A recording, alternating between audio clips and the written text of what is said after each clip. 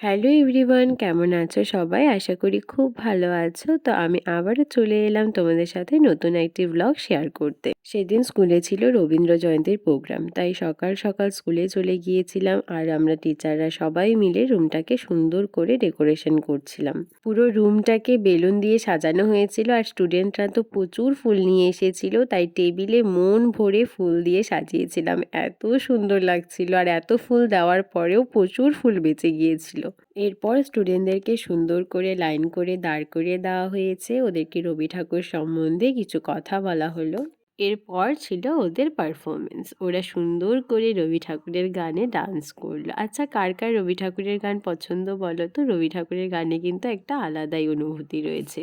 প্রোগ্রামের শেষে সবাইকে টিফিন দিয়ে ছুটি দিয়ে দেওয়া হয়েছিল আর আমরাও তাড়াতাড়ি বেরিয়ে পড়েছিলাম, যেহেতু আমার পরে আবার তত্ত্ব সাজাতে যেতে হবে। স্কুল থেকে এসে আবারও রেডি হয়ে বেরিয়ে পড়লাম আর আজকে বাইরে ছিল প্রচণ্ড রোদ, মনে হচ্ছিল শরীর পুড়ে যাচ্ছে, এতটাই রোদ। আর বাইরে বেরিয়ে আমাকে বেশিক্ষণ দাঁড়াতে হয়নি, ভাগ্যটা ভালো। সাথে সাথেই গাড়ি পেয়ে গিয়েছিলাম আর বারোবিশা পৌঁছে আমি আবারও উঠে পড়েছিলাম টোটোতে, কারণ আজকে আমার লোকেশন ছিল জোড়াই।